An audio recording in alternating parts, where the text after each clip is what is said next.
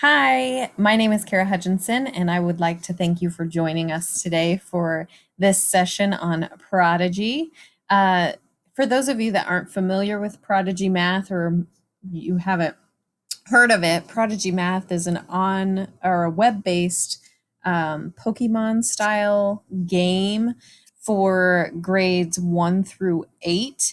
And the great thing about Prodigy, I think, is it encourages kids to want to practice their math skills.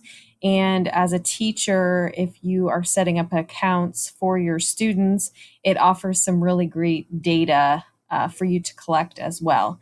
So after this presentation, if you need to get in touch with me, my email is kara@soida.org. So feel free to email me with any questions that you might have after this presentation. So the web address for Prodigy is just www.prodigygame.com. And I'm going to toggle over there really quickly.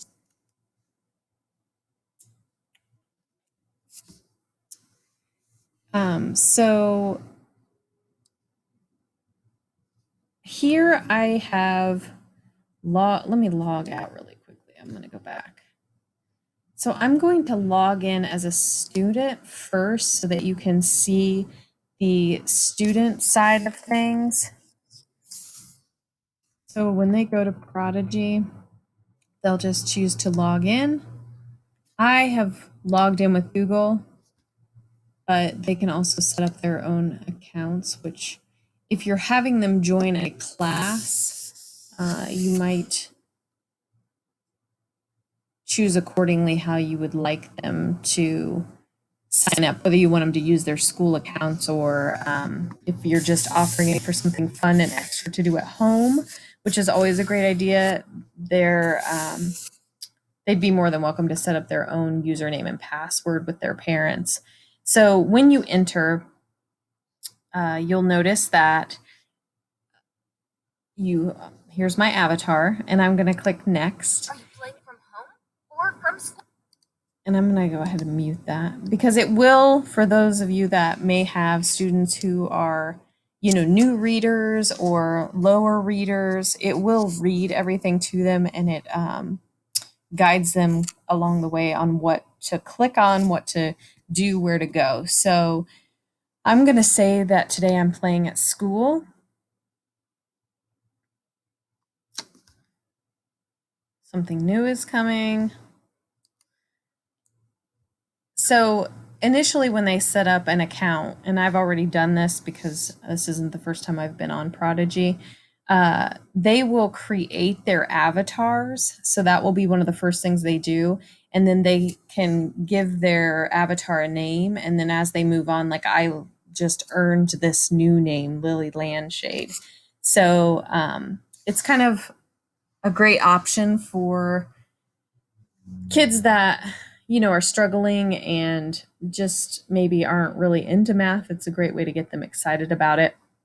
The other thing I love about Prodigy that I'll talk about more so on the teacher side is that it gives the kids a placement test when they first are beginning their Prodigy experience linked to your classroom. And that placement test starts them technically a grade lower than what you claim them to be. So it's going to start with those skills, and then according to how they do on that placement test, it's going to fill in those gaps of what they need to learn. So it tailors the game, which I think is really beneficial to try and help and fill some of those achievement gaps for those kids that might be struggling, or kind of maybe they've slipped through the cracks, like they're really good with certain math skills and you think they're really great in math, but maybe they aren't so great on multiplication. Well, the placement test will pick up on that and then tailor their questions accordingly. So I think that's a great feature. The other thing the kids like about playing Prodigy is that if they have friends that are on at the same time as them, they can go into the same worlds and battle against each other so they can play against each other. So I'm just going to click on one of these bumping fingers here.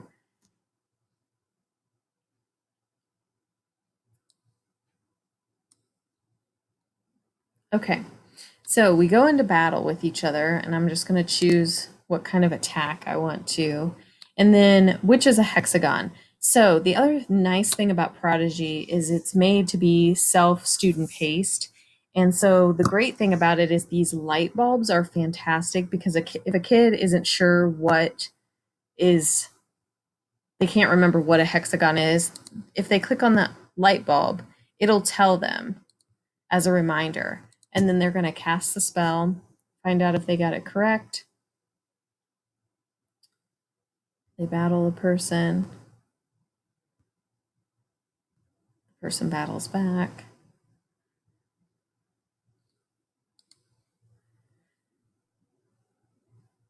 And I'm thinking, I can't remember, but I think I have this student account set at first grade. So that's why we're getting some basic questions here. And I will also say I'm not quite sure that my student has completed the placement test yet or not.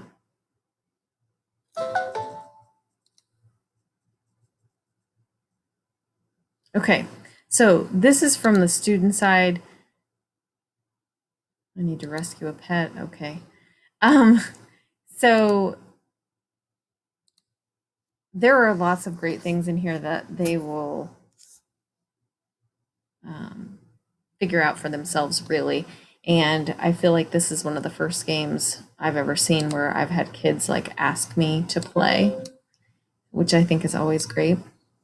So, whoops. Okay, so I'm going to swap over. So this is the teacher account. And this is your homepage where you kind of land when you log in as an educator. And the great thing is there's some teacher tips, there's how to introduce Prodigy to your class, placement test outcomes. There's a way to, print and send home letters to the parents.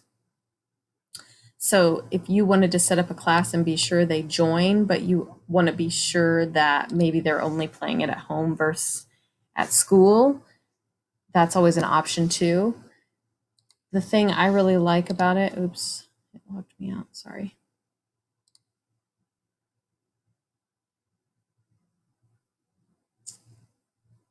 Is it's collecting all this data. So if we go into my class here, it's going to tell me, so this is the placement test. 4 students have not started, but 1 student is in progress, and that's probably me.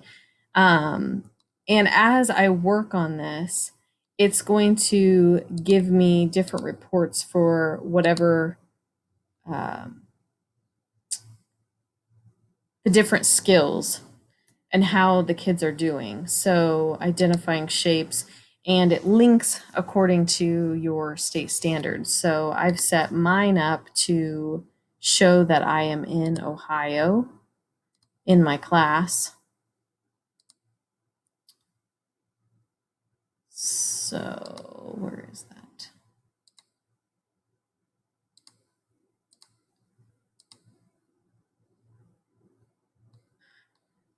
Oh, I think it's under my account settings. Yeah, here my location base is Ohio, and you can always request to change your curriculum to a different state, obviously, if you're not teaching in Ohio. The other thing I want to point out is if you have your kids join your class so that you can collect that data, which I highly recommend, you want to be sure that they have this code. So depending on, every class is going to have a different code. So if you wanted to break your kids up into different classes, you can do that as well. If you want to do like a AM or a PM, or you have, if you rotate classes for math and you want to set up like 2 separate sections, you can do that however you want. But those options are available to you. So let me go back here And I'm going to hit present. And for those of you that are watching this, if you are looking to get hours for to renew your teaching license, on the Ohio EdTech's webpage where you're accessing this video, hopefully, you can fill out the form for credit hours and insert the code PROD, and we will email you a certificate of completion so you can add this to your list of things that you have completed to earn your hours for renewal. So I would like to say thank you for joining me today, and I hope that you've learned something helpful. Also, don't forget if you have any questions after the fact, feel free to reach out. My email again is Kara, Kara at soida.org. And I hope you guys all have a great day. Thanks.